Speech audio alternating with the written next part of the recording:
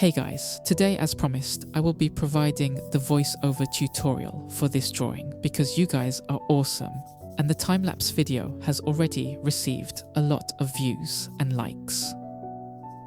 So I thought it would be a good idea to explain what is actually going on inside my crazy head while drawing this portrait.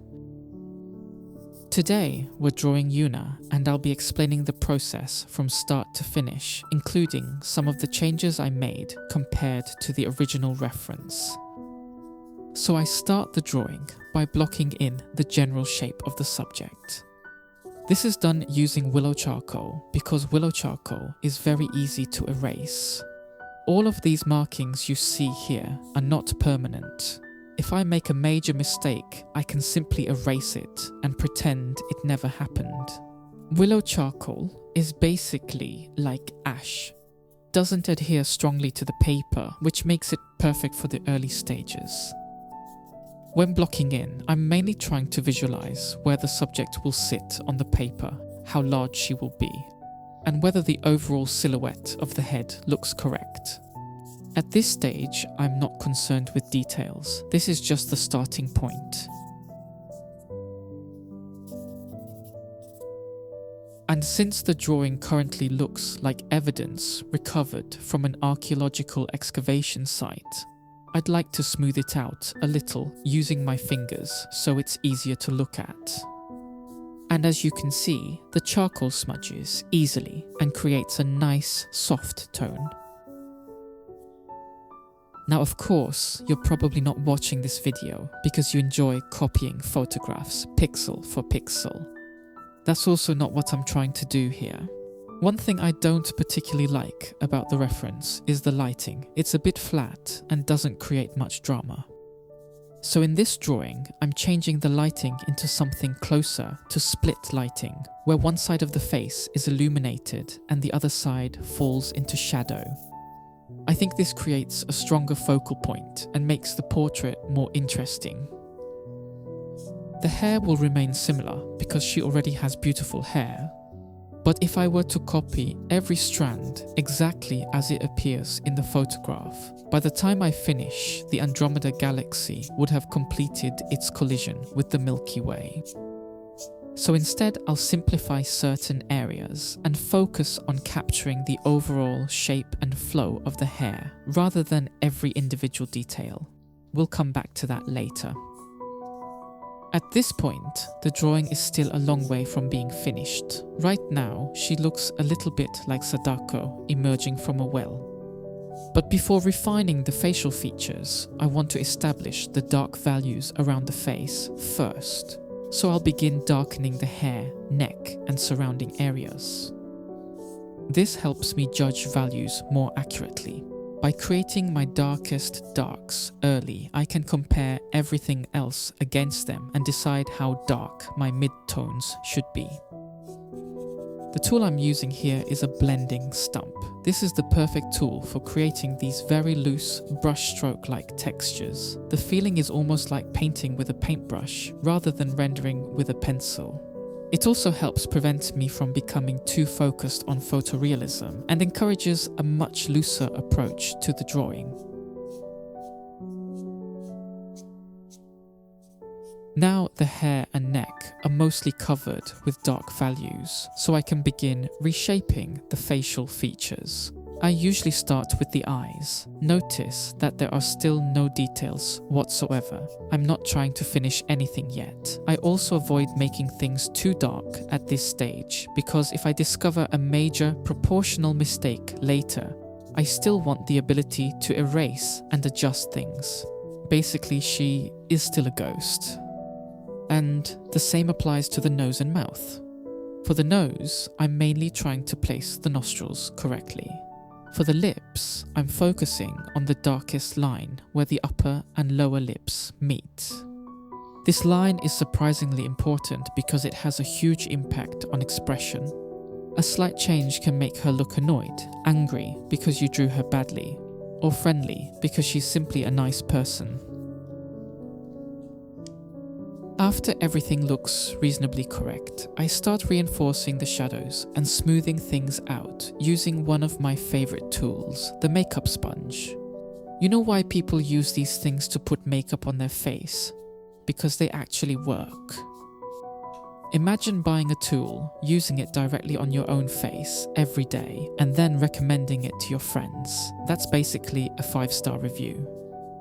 So if people trust it with their face, I think we can trust it with this face too. After blending, we'll lose some darkness, but that's perfectly normal because now we're going to darken everything again. Or at least the important parts, because we're lazy. There's no need to darken the entire drawing equally. Instead, we'll focus on the most interesting area, which is the face. As you can see, I begin slowing down here and paying more attention to smaller forms. The eyes become more defined, the eyelids become more defined, the eyebrows become more defined. And all of these new layers are built on top of the previous layer, like a blueprint. Basically, we're constructing the drawing layer by layer. It's a little bit like building a pyramid for a pharaoh. First one layer, then another layer, then another layer.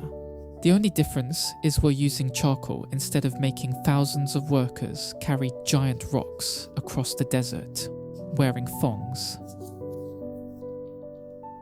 As the eyes become darker, I also begin darkening the hair again so the values stay balanced. The same thing happens with the nose bridge, nose tip, mouth, and surrounding shadows. Everything gets strengthened gradually. Then I ask myself, where the darkest dark of the portrait should be. Since I changed the lighting and the light is now coming from her right side, the shadow near her left jawline becomes an obvious candidate. So I darken that area using thicker charcoal powder. The opposite side gets darker too, but not nearly as much. Now Yuna is finally starting to look like an actual human being, which is always encouraging. At this point, I begin improvising a little. I add some hair shadow texture across her right cheek. This, of course, is completely subjective. You don't have to do this, but I felt the face was becoming slightly too clean and empty.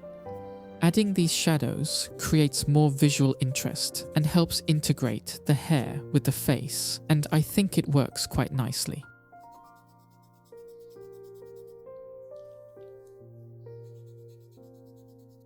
Now we enter the final darkening stage. At this point, most of the important decisions have already been made. The proportions are mostly established. The lighting is working. The likeness is acceptable. So I'm much less worried about making major mistakes. Now I can safely push the contrast. This is where the drawing starts moving from looking okay to looking more polished. This is partly because additional contrast creates stronger visual impact, and partly because my artistic genius is finally revealing itself. Well, it's probably the contrast. And notice how I start from the focal point and gradually move outward. I darken the eyes, then the eyebrows, then nearby shadows, then sections of the hair. I don't jump randomly from the eye to the neck and then to the forehead and then back to the eye again. I try to work outward from the most important area. This helps maintain consistency and prevents me from missing things. At this stage, most of the facial features are basically finished, but if you look closely, the jawline still looks a little strange. That's because I haven't really touched it since the early stages of the drawing. So now it's time for emergency jawline surgery. Fortunately for Yuna, this operation has a 100% survival rate. I lift the jawline slightly and reshape the contour. It's a relatively small adjustment, but changes like this can have a surprisingly large impact on whether you get a heart from the girl or a slap on the face. And honestly, that's pretty much all the important work done. I like the new lighting, I like the shadow patterns, I like the additional hair texture on the cheek. From this point onward, I'm mostly looking for small things to improve. Maybe a texture feels too rough. Maybe an area feels too empty. Maybe a transition could be smoother. So I carefully scan the drawing, top to bottom, bottom to top, left to right, right to left, center outward.